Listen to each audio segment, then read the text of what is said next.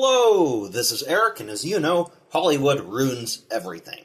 In the 1980s, Disney was experiencing its dark age. The films they were putting out were generally considered lackluster. The Fox and the Hound, The Black Cauldron, Oliver and Company. It was a dark time. But near the end, a film was created that gave confidence in the animation department to the senior management at Disney. This film was directed by John Musker and Ron Clements, who would later direct The Little Mermaid, Aladdin, Hercules, and Treasure Planet. This was the film and the directors that set the stage for the Disney Renaissance.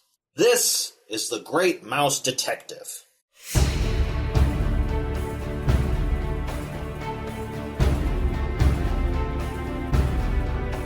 The movie is based on a series of books under the title of Basil of Baker Street, which is in turn based on Sherlock Holmes.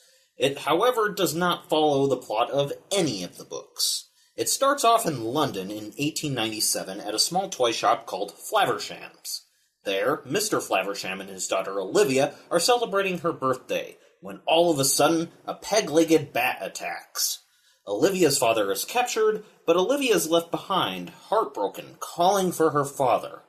As far as opening scenes go, it is solid and polished, grabbing our attention and getting us emotionally invested. It's a little dark, but the whole movie is a little dark, so it sets the tone just fine. We are then introduced to Dr. Dawson, a military doctor who has just come back from Afghanistan. Which is sort of funny because the characters being mice isn't just to have cute animal stand-ins for humans. The characters are mice, and they're living in the world of humans. This later gets used for all sorts of interesting set pieces. But anyways, he comes upon poor Olivia, who's crying in a boot. Dr. Dawson is shown to be a very caring individual, and quite the gentleman. Olivia says that she is looking for Basil of Baker Street, and Dr. Dawson, gentleman that he is, assists her in finding him. When they get to Basil's house, he isn't there. He is quite the busy man, and his house is full of strange and intriguing things. The maid is actually kind of funny, because while she's polite enough to Dr. Dawson, the moment she sees Olivia, she goes right into concerned mother mode. Given that the maid only shows up at the beginning, it's a little strange that she gets as much character as she does. But then, a surprising amount of one-off or side characters get a lot of personality in this film. Basil rushes in, and we get an immediate feel for who he is. He's clever, he's eccentric, he's very good at putting things together from little details, and he doesn't really like children. He is arrogant, selfish, dismissive, and failure really gets him down. However, he is aware of his lack of social grace, and he winces when he accidentally says something mean and then realizes how heartless it was. All of which is revealed in the span of 4 minutes without actually saying any of this. I would say that this example of show don't tell reveals the most depths and details about a character in the least amount of time of any Disney film. Or, I would say that, if not for the very next character introduction, of Basil's nemesis and the one he is obsessed with tracking down, Professor Ratigan. While twice as long as Basil's introduction, a lot of information is given about Ratigan. The professor's ego is wrapped entirely in his image, and he puts a lot of effort into seeming like someone of great power and prestige. Despite this, he has a volatile temper and reacts violently whenever his image is threatened, such as when one of his minions, Bartholomew, drunkenly calls him a rat instead of a mouse.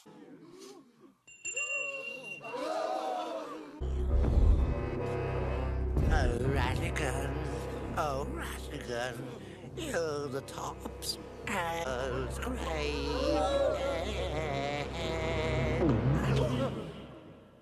In spite of this, his underlings actually care a great deal about Ratigan, and their gang is sort of like a family to them.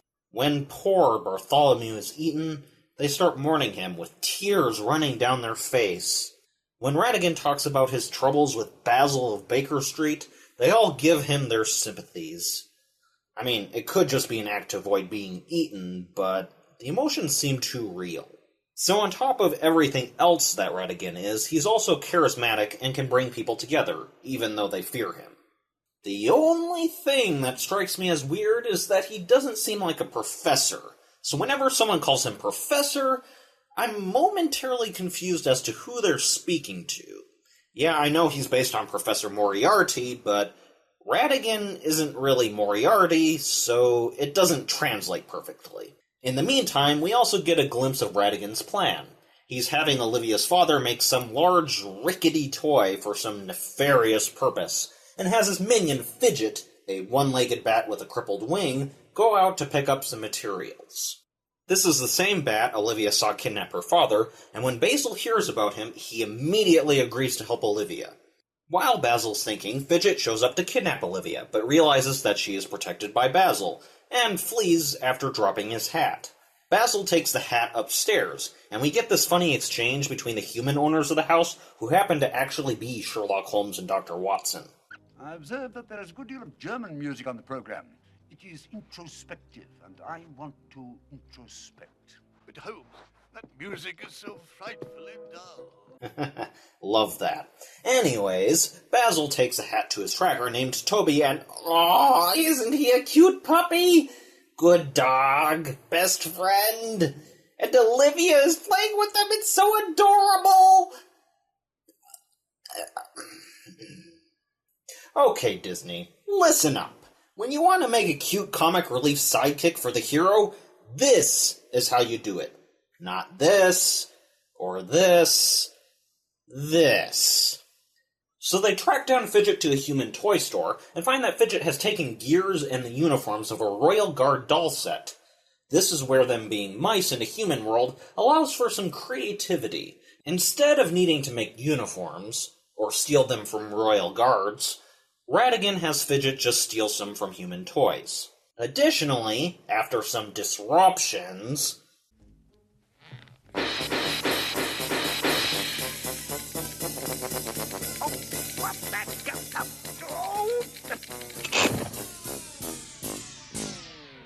Please!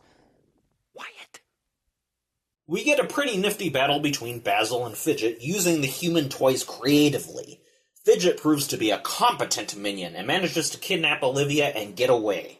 But he leaves behind the list Ratigan gave him, and Basil uses the paper type and composition to track down Ratigan to a pub near the sea. And when Ratigan realizes that Fidget has left the list behind, he knows that Basil will find him, so he puts together a plan. But we'll see that soon. This pub that Basil goes to has got to be simultaneously the most cliché pub in existence, but also the most well-polished way to go about it. It's a wretched hive of scum and villainy. And there are multiple throwaway characters who have a surprising amount of detail and emotion. The bartender scrubbing his mugs, a few people playing poker or drinking, an act on the stage, and a person at the piano. And probably the weirdest addition to a children's film, a cabaret act. Might not be the most appropriate thing to put in a kid's movie. Granted, I saw this film several times as a kid, and I turned out fine, right? Right? The only thing I got out of it then was that the song was catchy. Gotta remember that kids do not understand this sort of thing, and will most likely not realize anything until they rewatch it as adults. Like I did. The evil bartender drugs Dr. Dawson's drink, which eventually leads to a bar fight through drunken shenanigans! Dawson and Basil follow a newly arrived Fidget through a series of pipes until they arrive at Ratigan's lair. Suddenly, everyone shouts, "Surprise!" Ratigan's men pop out from everywhere. This was a trap all along. It's a trap! Ratigan relentlessly mocks Basil, his plans, his disguise, and even the very idea that he is a great detective. Pride in tatters from this newest failure, Basil falls into depression. I mean, given Basil's ego and the way he despises errors, the way he acts is actually understandable if you've been paying attention. I appreciate the subtlety. Modern Disney would have him sing a song about how sad he is. Ratigan sets up an elaborate death trap designed more to stroke his ego than to be efficient. I absolutely love this line. I had so many ingenious ideas, I didn't know which to choose. So, I decided to use them all. It is somehow hilariously appropriate for both Ratigan and this film, especially with this record that plays a song specially prepared by Ratigan to play before Basil's death. It just screams smug.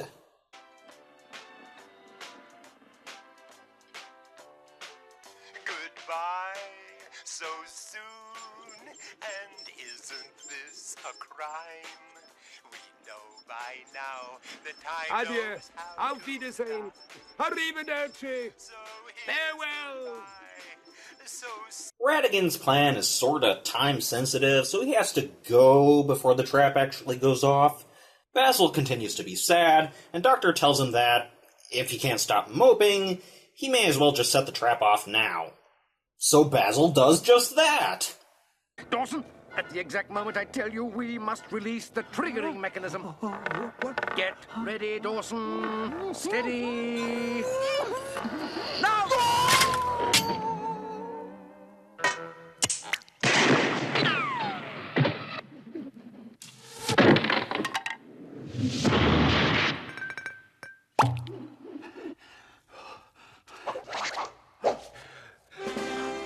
Thank you, Dawson. Smile, everyone. Okay, that was awesome. So we go to Buckingham Palace where Ratigan's evil plan is revealed. He's going to use a nightmarish toy duplicate of the Queen in order to impersonate her while killing her during a celebration dedicated to her rulership. Man, this thing is creepy. Pretty sure this gave me nightmares as a kid. The gang members are disguised as members of the Royal Guard, with the uniforms that Fidget took from the human toys. And instead of just using the decoy queen to rule the kingdom behind the scenes, Ratigan instead uses it to become the royal consort. Again, his image is very important to him, and he wants to look powerful and prestigious to the people. Unfortunately for him, Basil has saved the queen and has taken control of the contraption, naming him as a rat, and forever destroying his image in the eyes of the people. Ratigan grabs Olivia, and with Fidget he escapes on a man-powered dirigible. Basil and company follow using a bunch of balloons wrapped in a British flag for justice! In the most ridiculous, yet nerve-wracking chase scene ever. When Fidget goes too slow, he is tossed overboard, and with his crippled wing he meets his demise. Then Ratigan is pedaling, and then they crash into Big Ben. This is yet another creative location, but this one is to have an explosive finale. This place is naturally dangerous, and Ratigan's anger is rising, making him look absolutely terrifying as he sheds the remains of his crippled image to show just how much of a rat he truly is. Basil nearly sacrifices himself to save Olivia, and Ratigan chases him until Basil nearly falls down. Big Ben strikes 10, and the vibrations knock both Ratigan and Basil from the clock. Fortunately, Basil managed to grab onto a piece of Ratigan's dirigible, surviving with the propeller. Though honestly, they sorta leave him hanging. I mean, come on, chaps, pull me up. My legs are getting tired. The Queen honors Basil with a medal. Olivia says goodbye, having endeared herself to Basil. Goodbye. And Dr. Dawson must be off. Though Basil doesn't actually want the good doctor to go. Unfortunately, he's still not very good with people, even after this whole adventure, so he hesitates to find a way to say it. That is, until Basil's next client comes in, and he makes the proposal the only way he can. Allow me to introduce my trusted associate, Dr. Dawson, with whom I do all my cases. Isn't that right, Doctor? What? What? Yes. Yes, by all means. So Dr. Dawson becomes Basil's partner, and the movie ends on watching Toby being adorable. For all that it is basically Sherlock Holmes with mice, it strives to be the best Sherlock Holmes with mice story ever. Even despite using many familiar storytelling elements, it goes above and beyond with presentation, writing, and voice acting. Olivia is sympathetic and fun, a good counter-insanity to Basil's insanity, and a good example of a well-written child in a movie. Dr. Dawson, even though he doesn't contribute terribly much in the way of plot, is a good foil for Basil, much like how Watson is a good foil for Holmes. Ratigan is a terrifying and intriguing villain who is entertaining to watch. He's something of a traditional Disney villain in many ways, but again, this movie applied polish, and he has come out shining. Basil himself is a good example of a protagonist who isn't bad, but fundamentally flawed. He doesn't necessarily overcome those flaws, but the movie shows that he does the best he can with his limitations, which I think is interesting. There are quite a few side characters as well as one-off characters, and the animators have obviously put in the effort to make each one unique in some manner. These aren't copy-pasted mice, and it almost seems like each one has a story of their own. And who can forget Toby? I mean, come on, this is the best psychic animal ever. And the music.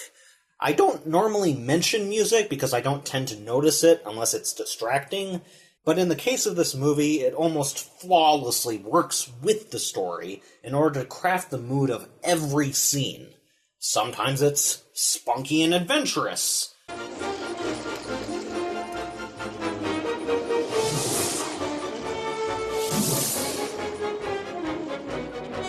Sometimes it's almost heartbreaking.